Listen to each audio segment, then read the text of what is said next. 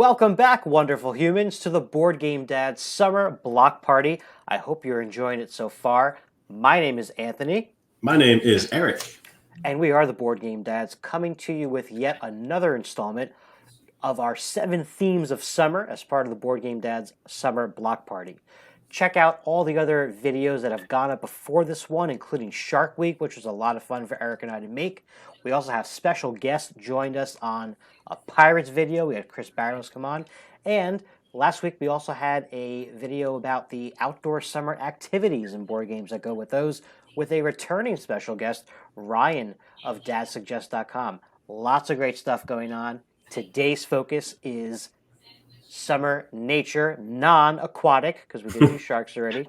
And there will be an oceans video where it's all about the ocean life. But today is about above sea level, some things that fly, crawl around. Butterflies in the background here is kind of a spoiler, but also sort of obvious if you know any of our taste at all. So be sure to leave some comments in this video, and if you went back and watched other ones, leave comments there too, because when this whole block party is wrapped up and finished and everyone's cleaning up their stuff, we're going to have one more shebang and a live show August 18th. Live, we want to talk to you, get your comments on there. We'll highlight all the comments that you made on any of the other videos during the summer block party, answer any questions, and it's going to be a lot of fun. So, and we can talk about all the mistakes that we've made for the last 7 weeks. Yeah, that's true. There'll be a lot of reflection on that. Yep. So keep that in mind as you listen to us ramble about some nature-themed games here. Eric, before we get to our official picks, of course, it's time for honorable mentions. So what do you got up for us real quick? So my honorable mention, I've never played it. I've never even seen it. I've just heard of it. I looked it up, so technically I've seen it. It's called Mosquito Show. Now, something about summer, especially around now, and certainly August, there's a lot of mosquitoes out. And it sucks. I don't like mosquitoes. Literally.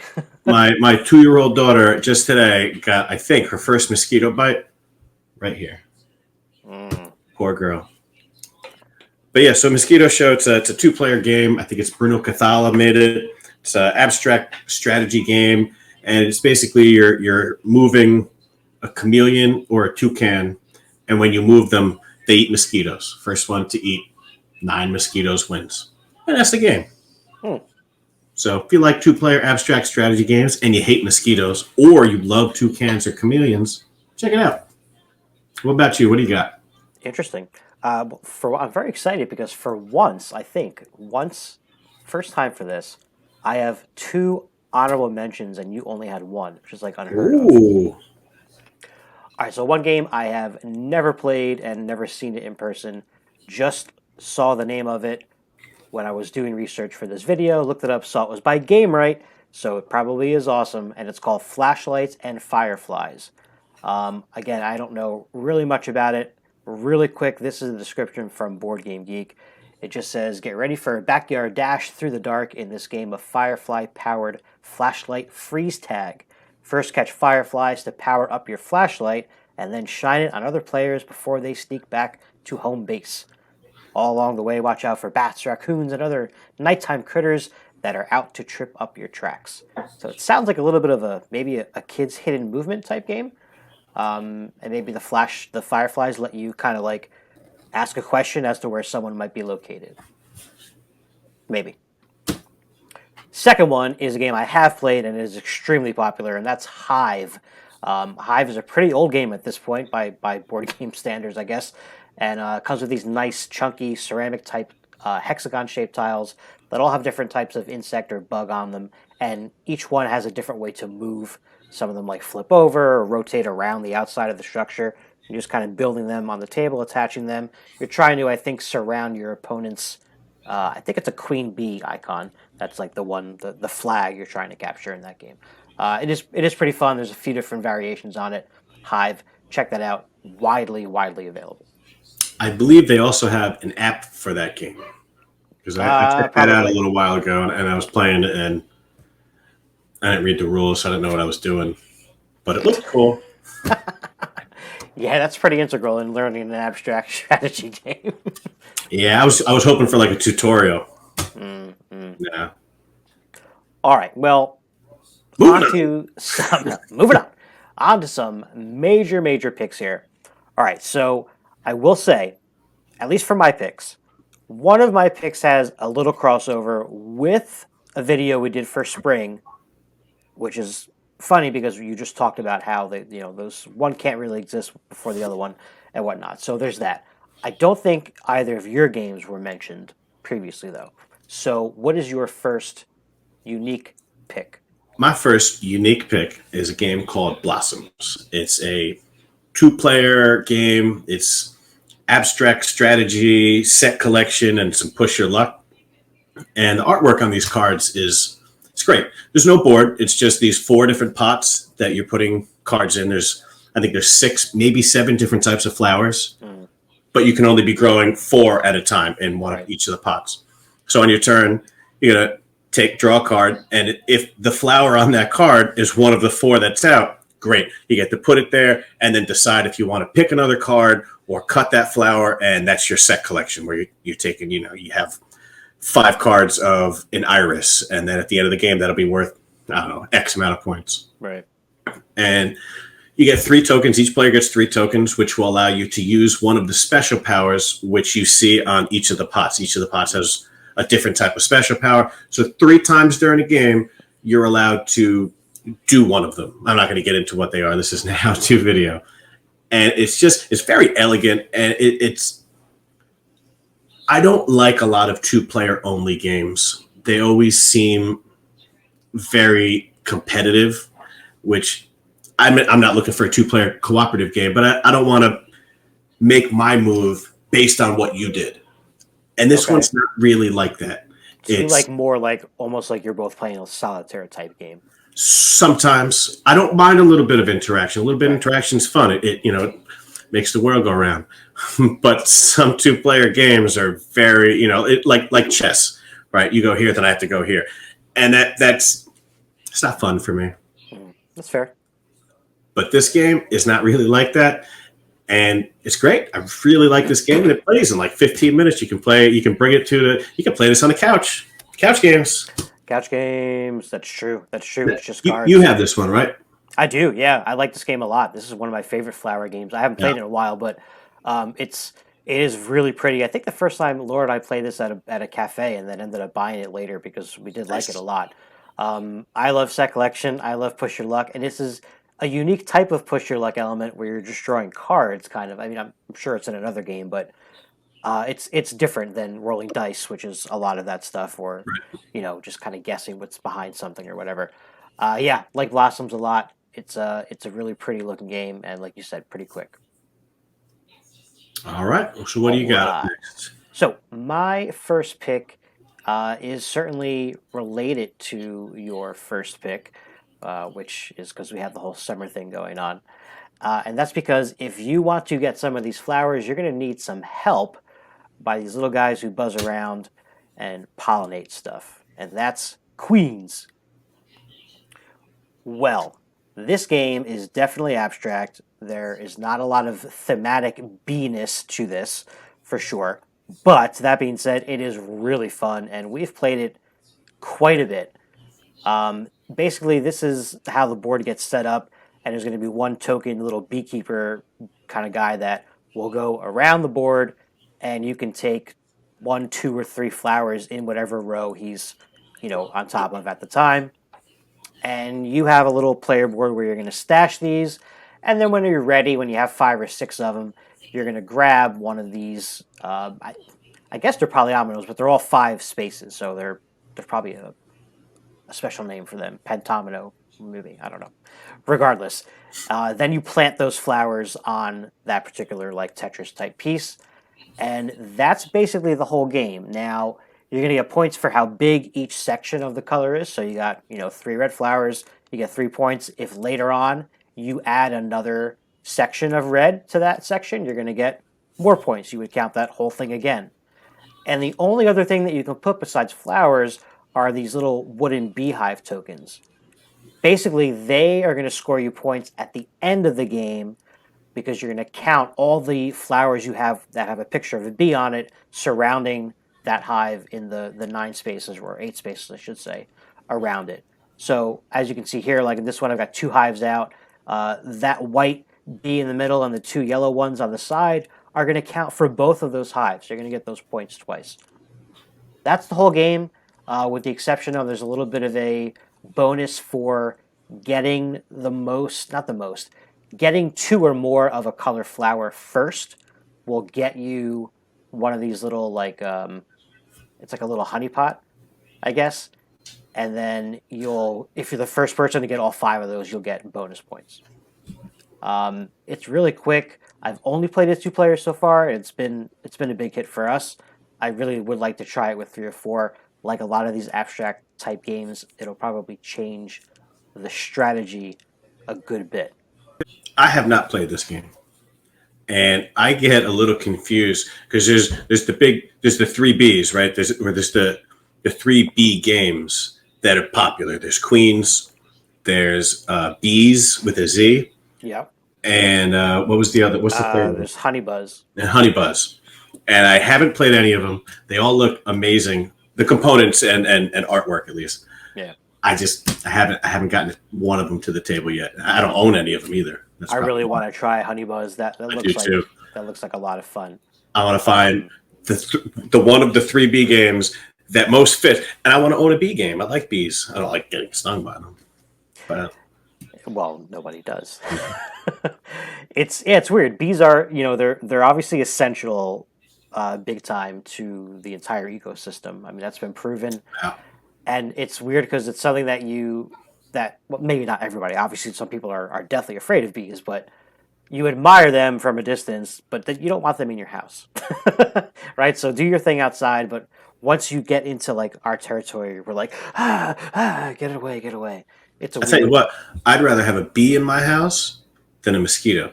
Because I can't see that mosquito all the time. That bee, you're not going to miss that bee. He's going to kind of fly over there and look for flowers.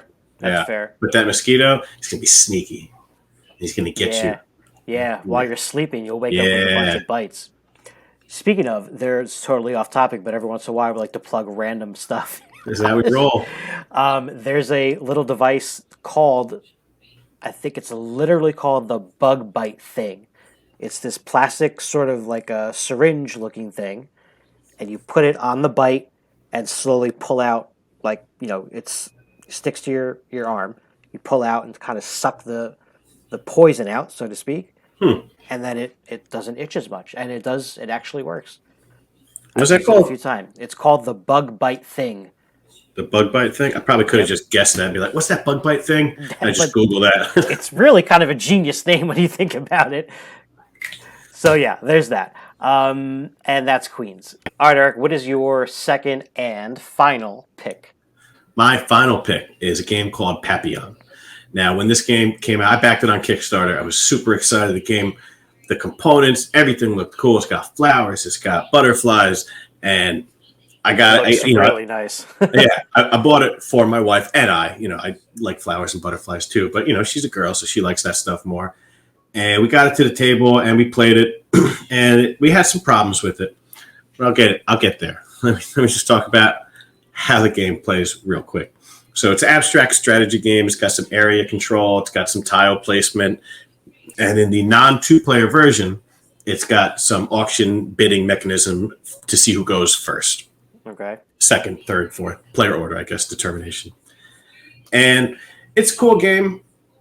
There's a board of tiles in front of you.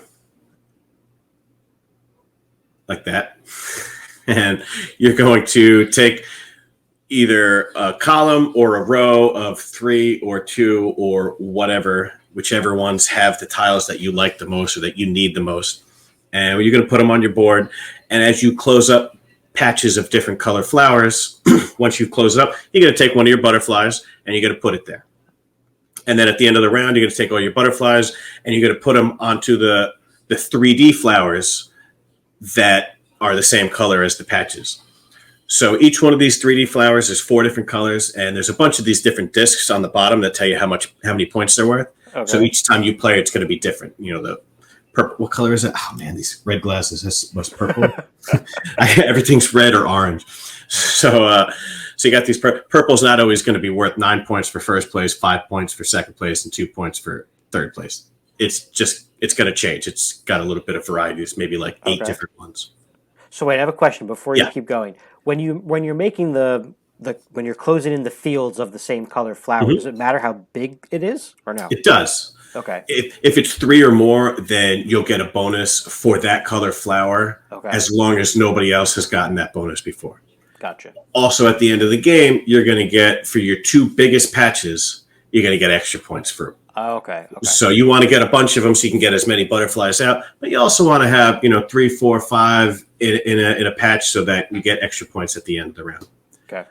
So you're going to be putting your flowers on, or your butterflies onto these flowers, and then at the end of the game, whoever has the most on each flower is going to get the amount of points for that flower, which is going to be different each time. And that's really the game. You're just getting points. You're taking your flowers. It's got the tiles, putting them around. That's just, a pretty little picture of the tiles and some of the cards that came with it. There's a bunch of mini expansions that came with it as well, like that the dragonfly in the middle and the bee on the bottom. And we haven't played with any of the expansions. Why not? I'll tell you why not. So when we got this game from Kickstarter, super excited, opened it up. It's got the little butterflies are on these tiny little clothespins, and they're all cute. And so much stuff was broken. Some of the tiny little clothespins were broken. Some of them weren't attached to the butterflies anymore. We had to. Were they plastic or wooden? The clothespins. The clothespins are wooden. Wooden. Yeah, I think they're wooden.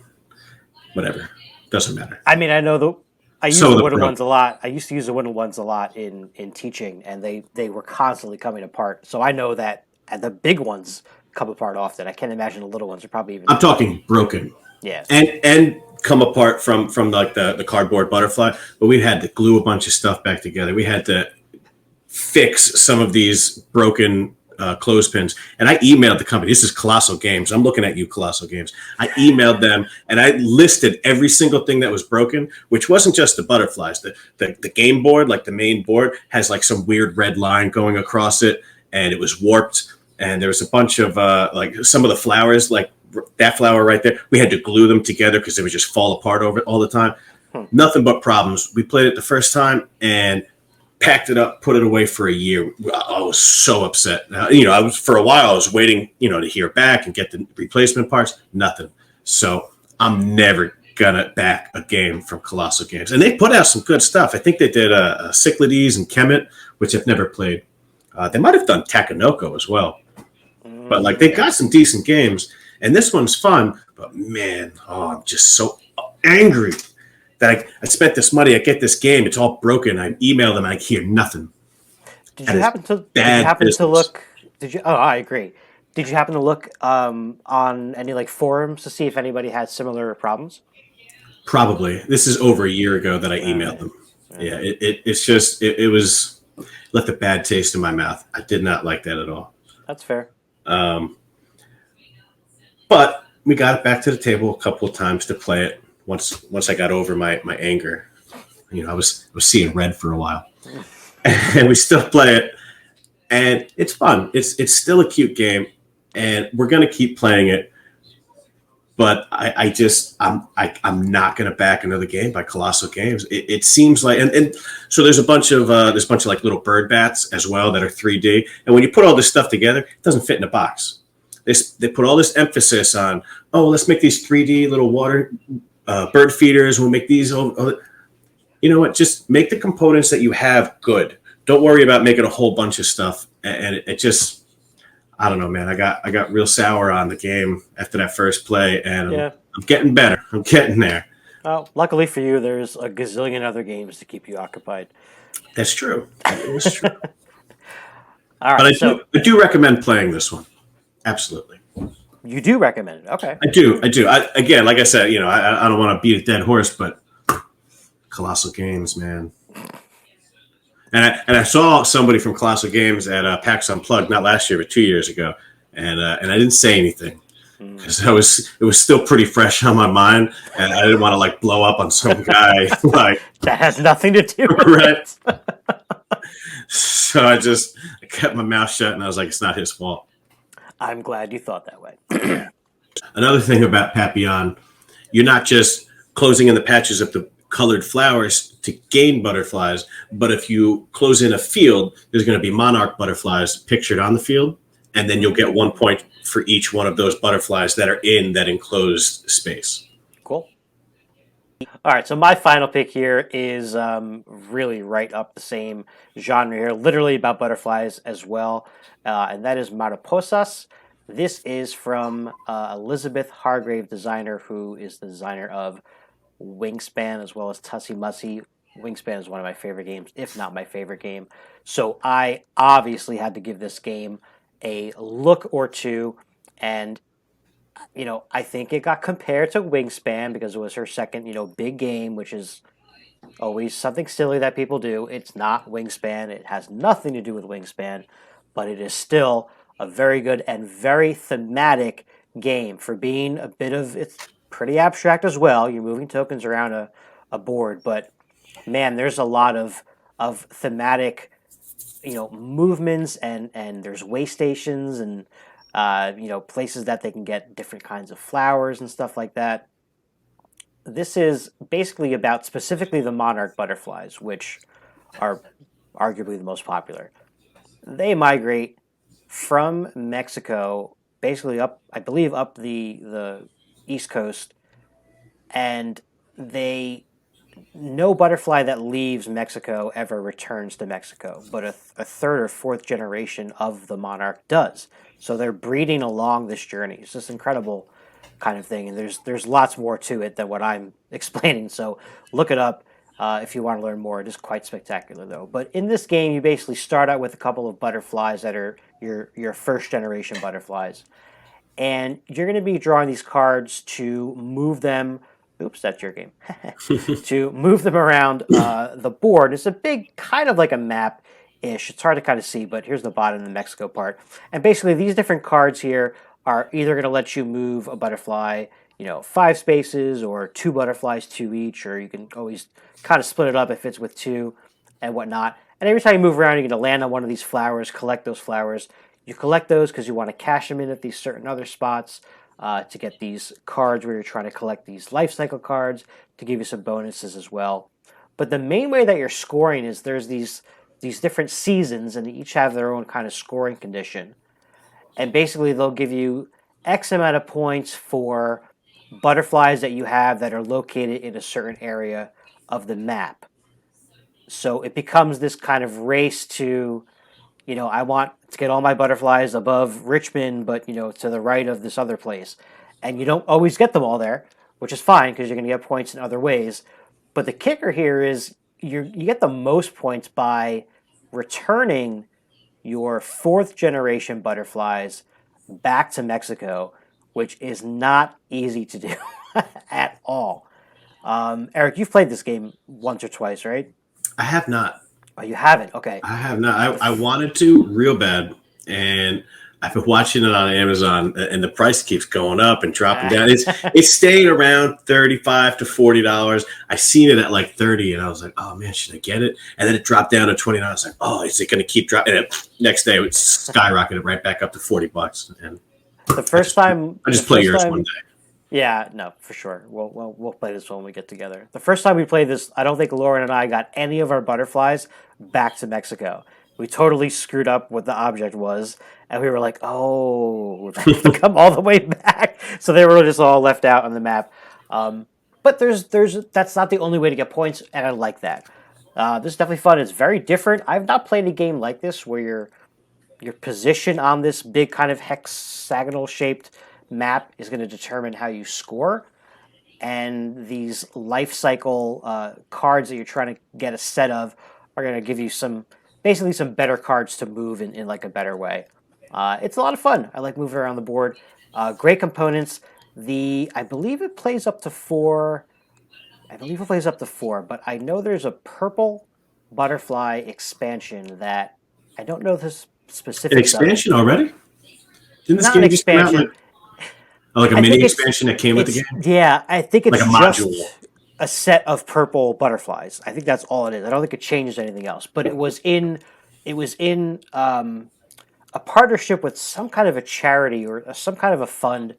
It was a good cause of some kind that Hmm. this purple thing kind of came from, and I'm sure you could find it on who is this AG's website? Is it AG? That's poor research. You should have had that for everybody. Maybe Thanks, we'll man. talk about it in the live show. Yeah. I do I'll want dig to into it point later. out. I do want to point out that between Papillon and Mariposas, that's two different ways to say butterflies in two different languages. That's right. That's right. Do do Yep. do. The more you So know. some educational stuff for you here on Board Game Dads. All right, my friends, we are going to wrap things up here. Thanks for watching our summer block party video here about summer wildlife. Be sure to check out those games, and more importantly, be sure to leave us some comments below in this video. Let us know if you've played any of these games or if you have any summer nature, outdoor, wildlife themed games that you can let us know about. And remember to leave comments on any of the other videos we've done in the block party because why, Eric? Because we're going live in 2 weeks. That's right. And we need content because if it's just me and you going live for an hour, I'm going to be drinking a lot. Yeah, there's going to be a lot of flatulence as well. So That's true. the more comments you leave, the less chance you have of hearing Eric. Oh, no. It's the dog. Right. So yeah, let us know, folks. And we will see you in a couple weeks. Almost done with the block party. We got one more theme of summer. That's our oceans video. That'll be the final one before that live show. So stay tuned for that next week. And we'll see you all next time. Adios.